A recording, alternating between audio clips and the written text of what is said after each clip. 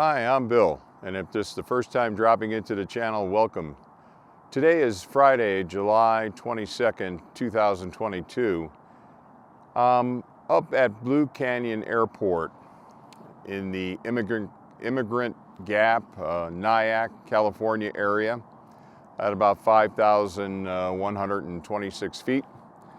So my program for tonight is to really test out my Starlink. I had my Starlink up earlier. Let me show you, let me get my camera here and I'll take a walk back this way.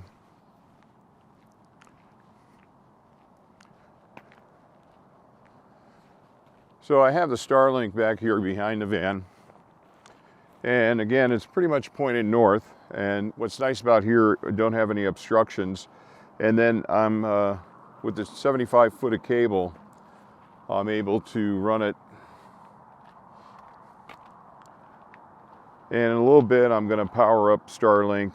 And there's my Jackery Explorer 1500, a 1536 watt power station.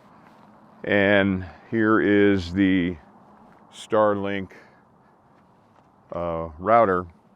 So I'm gonna start that up in a little bit.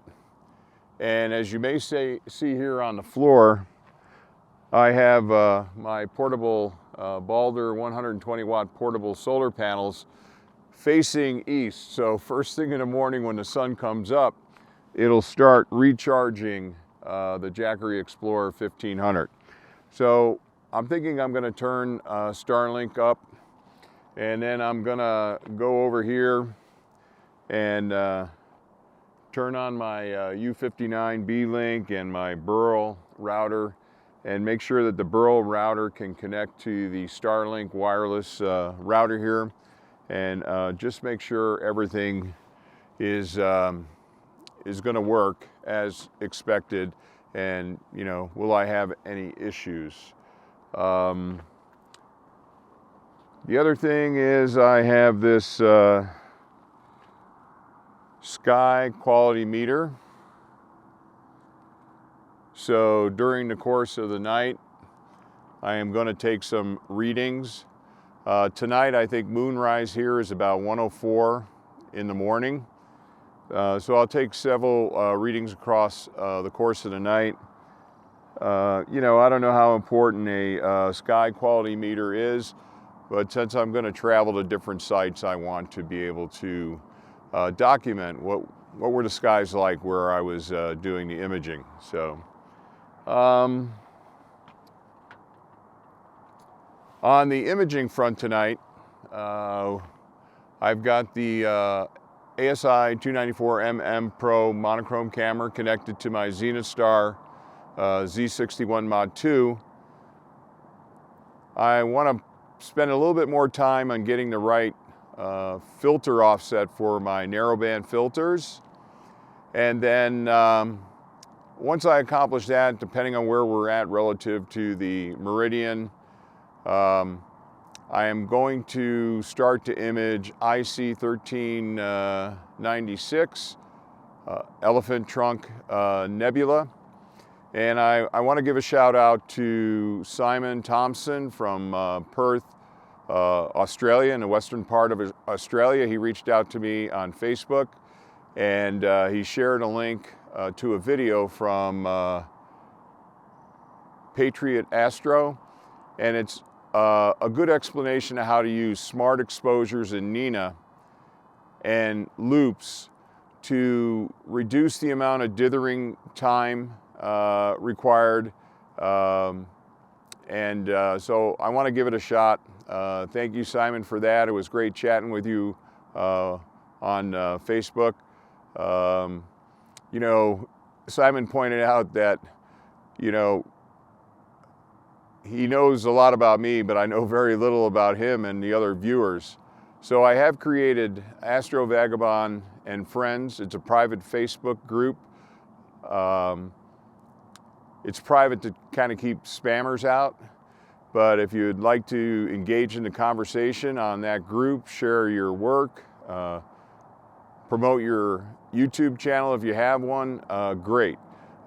Maybe through that group, Astro Vagabond and Friends, it could help me get to a goal that I have, and that is to present a much broader perspective. You know, right now I've got the Zenastar Z61, the EQ6 R or Pro mount. You know, I've got the 2 ASI cameras, but there's so many different rigs out there, so many different telescopes that, you know, I'd like to bring some of that diversity into this channel and share with other people that are beginners to intermediate, in particular beginners, that they have many options to choose from.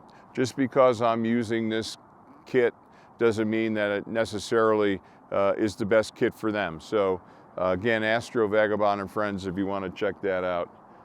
So thanks again, Simon. I'm going to work with Smart Exposures more because of your tip. And I'll put a link to Patriot Astro's video in my video here. Okay, well, let's do the recap. It's the 23rd of July, Saturday. It was a good night last night. Chad, if you see this, I want to say I really enjoyed meeting you, and I look forward to running into you more often up here at Blue Canyon Airport, and enjoyed the company, and you have some beautiful images that you've collected over the last 5 years. Thank you for sharing them with me. So let's just cover off a couple of things here. First thing I want to cover off is a little bit of update on, let me see if I can make this work. Okay, I want to cover off Starlink. I ran it for 6.5 hours last night. I seems to use about 60 watts per hour, and while the display says it's only outputting, you know, consuming 43 watts to 50 watts, we have to use some of those watts to power the inverter and the fan. So overall, I was pleased with Starlink. This is the first location other than my driveway, so I'm going to do a couple more trips to different locations and see how the performance is with Starlink RV, and then I'll do a kind of a summary video around Starlink. But I'm very pleased with it. Here this is part of the speed test capabilities that they have. This was taken at 8:30 this morning. Yesterday evening, when I turned everything on around 8:35 p.m., I was getting close to 100 megabits. So I'm very happy with it. 6 megabits on the upload speed. Okay, that's going to be a bit of a problem in a sense, but I am going to upload this video today once I get done editing it, and I'll see what the actual times are. When I did it from my home, I had a 1.79 gigabyte video that I uploaded to a channel, and it took me roughly 2 hours. But that's okay, as long as the connectivity stays, stays connected. I should be good. Okay, so let's turn this off. That's enough about Starlink for right now. But so far, I'm really liking what I'm seeing, and I know probably the majority of the audience are people that image from your backyard, so this might not be interesting material for you, but for those that may be travelers and are looking for a possible solution at remote sites, that's why I'm putting this content up on the channel. All right, so we turn that off. Here I'm back. All right, so let's flip over into Nina, and we'll go into this screen here. Now, again, I mentioned in the first part of this video, Simon, I gave it a shot based upon the information in the Patriot Astro video, the link that you sent me. I sure appreciate it, but really, I kind of made a kind of a rookie error. Hopefully you see this on the screen. So this is the first time I really tried to work with loops. I firmly get the concept of using the smart exposures as shown by Patriot Astro in his video. Again, I'll put the link in the video description here. But where I went wrong is that I put a loop in, and I had slew, center, and rotate. So what I was doing was taking 3 exposures of HA, 3 of S2, 3 of O3, and then I drop down here to dither and switch filter, but then it drops through the top again, and it slews and centers. So everything before the Meridian flip was not dithered. But that's good too, because I can kind of see what this data looks like when I don't dither. And so after the Meridian flip, I removed this slew, center, and rotate, so it would do the smart exposures, and then it would dither properly, and then it'd go through the loop again. So I'm going to work on this a little bit to clean this up, so that the looping function is maybe a separate set. And anyway, you know, this is part of being the beginner, but I do see the beauty in trying to gain more imaging time along the course of the night. Simon, I'm a fan now. Patriot Astro, thank you for your videos. And tonight I am going to do some more imaging, and I'll have the proper sequences set up, so I don't run into this problem that I ran into last night with the slew, center, and rotate. I do want to say that everything worked really well with my mount last night. All the plate solves worked like really quick and everything. I did have one anomaly with PhD2. I really don't know what it was. It was like the camera was dropping out every so often, the guide scope camera. What I did is kind of reset everything in the sense that I returned the mount to park, and then I used the 3-point polar alignment plugin in Nina to just check my polar alignment. I fine-tuned it a little bit, and then, you know, everything worked like clockwork, so I'm very happy with that. No issues. Oh, and I did get my filter offsets dialed in. I'd show them to you, but this isn't the computer that I use to image, so they wouldn't be the right ones that I've wound up with. But now I just ran through the Darks Customs sequence and reestablished the filter offsets for all my filters, not just my narrowband filters. So now I'm pretty good, I think, in that regard. And then I can, going forward, just use the filter offsets so that when it changes the filter, it just goes to that position, that offset, and starts imaging. So very cool. I'm glad I finally got that done. All right, so let's get out of this now, and we'll turn Nina off, and let's turn PixInsight in. So not much to show here. Oh, let me close. I don't. No. Okay, screen dynamics are. So I'm not sure what you're actually seeing. So it's real faint, but here is a 4-minute sub exposure of IC 1396, Elephant Trunk Nebula.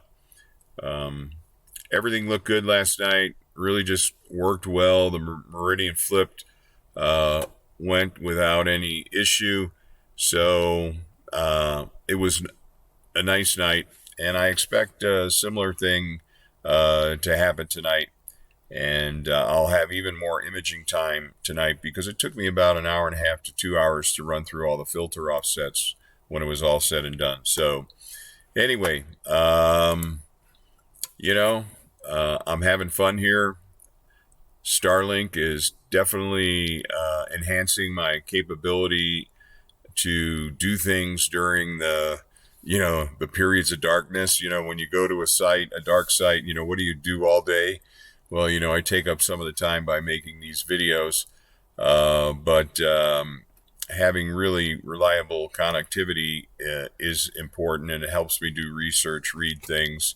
I was even watching TV late afternoon yesterday over Starlink, so kind of a nice to have. And I want to point out where I was getting about 108 megabits per second download speeds, I still had some data left on my Verizon Jetpack, and even though I was in a 4-bar area, the download speed I was getting was 2.2 megabits per second.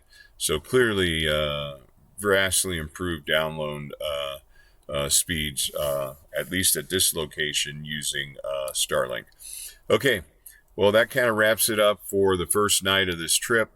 I'll probably do a video when I get home, kind of going over what happened tonight, and if I choose to stay the third night, what happened on that night, and then dig into some of the processing around the data, and hopefully I'll have an image in that next video to share. All right, if you like this kind of content, please give it a thumbs up. As always, like, share, and subscribe. And things like Simon sharing information with me is very helpful, and I really appreciate that. Questions and comments are great, and if you're new to the channel, you may want to be looking at those comments, and there's knowledge nuggets in there, and it's really helping me get up my learning curve a lot faster. Okay, so I don't want to go too long. That's about it from Blue Canyon Airport, dark site of the Sacramento Valley Astronomical Society. We're about 5,126 feet. And I used my my sky quality meter last night, and I'll probably do a video on that at some point. But I think I was in. Let me get my notebook. I was around the 20.81 range. So Bortle, 3 plus a little bit, not quite Bortle 4. So it's a very good dark site, good sky up here. And if you're in the Sacramento area, Northern California area, and you're looking for a club, you might want to check out Sacramento Valley Astronomical Society. They have a really good dark site here, and I'm looking forward to using it in the warmer months. It can get cold up here, but at least for the warmer months, this is going to be where I'll be imaging from. Okay, other than that, till next time.